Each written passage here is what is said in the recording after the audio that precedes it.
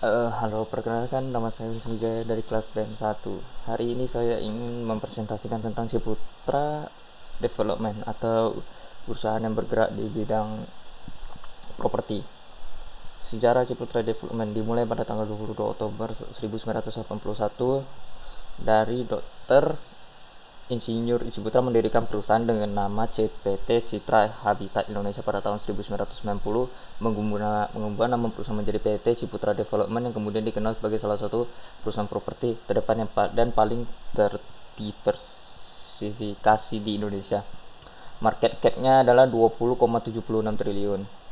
Berikut adalah struktur kepemilikannya.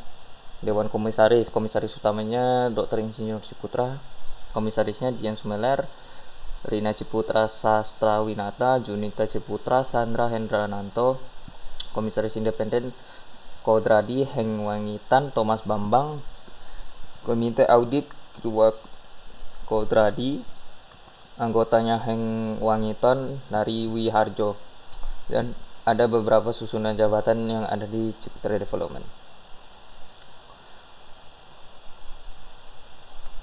Berikut adalah laporan keuangan tahun 2016 pada Ciputra Development. Rasio lancar pada 2016 adalah 0,92%, rasio cepatnya adalah 0,79%, gross profit marginnya adalah 0,27%, loan to asset ratio-nya adalah 0,05%, primary ratio-nya adalah 0,49%, debt to equity ratio-nya adalah 1,03%, loan to asset ratio-nya adalah 0,05%, ROA-nya adalah 3%, ROE-nya 7%, debt to asset ratio-nya adalah 5%.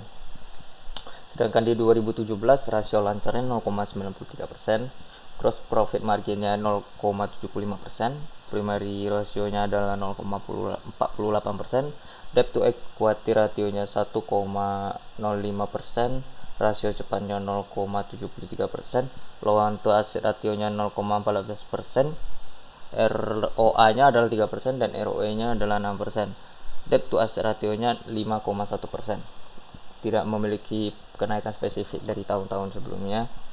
Dengan 2018 rasio lancarnya 0,91%, gross profit marginnya 0,74%, primary ratio-nya adalah 0,49%, debt to equity ratio-nya adalah 1,06%, rasio cepatnya 0,80%, loan to asset ratio-nya 0,03%, ROA-nya 3,7%, ROE-nya 0,78%, debt to asset ratio-nya 5,2%.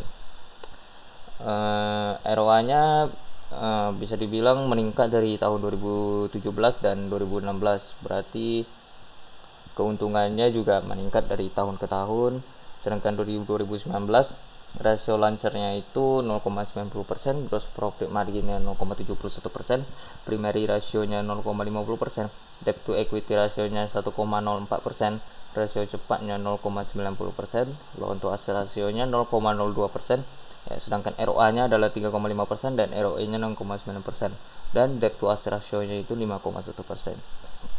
Di sini kita bisa melihat bahwa ROE-nya dan ROE dari tahun 2019 ke 2017 2016 itu memiliki penurunan yang tidak terlalu banyak, seperti 7% ke 0,9%, sedangkan debt to asset ratio-nya memiliki persenan yang sama saja dan stabil di sekitar 5%. Sedangkan di 2020 rasio lancarnya 0,95%, gross profit marginnya 0,02%, primary ratio-nya 0,44%, debt to equity ratio-nya 1,24%, rasio cepatnya 0,72%, loan to asset ratio-nya 0,02%, sedangkan ROA-nya 3,4% dan ROE-nya 7,8%, sedangkan debt to asset ratio-nya 5,5%. ROE-nya meningkat cukup pesat dari 2019 dari 6,9% menjadi 7,8%, hampir menyentuh 1%. Dan dividen 2016 total uang yang dibagikan adalah 91 miliar 900 juta rupiah, dengan saham yang beredar adalah 18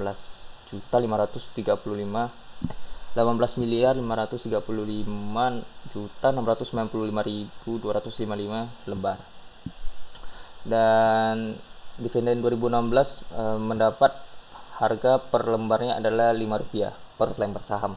Sedangkan 2017 memiliki harga per lembar sahamnya Rp4,75 dan 2018 itu Rp10, 2019 itu Rp8 dan 2020 itu Rp8,50. Jika kita melihat compound annual growth rate-nya, kita bisa mendapatkan hasil CAGR mendapatkan 14,2% di sini. Dan ini nilai intrinsikal saham atau harga saham hari ini dengan return yang diinginkan ada 20% dan growth yang didapat adalah 14,2%. Dividen 1 ditambah dividen 2 ditambah dividen 3 ditambah dividen 4 ditambah dividen 5 ditambah growth-nya yang tadi mendapatkan hasil sekitar Rp87,84. Berikut adalah presentasi saya. Sekian dan terima kasih.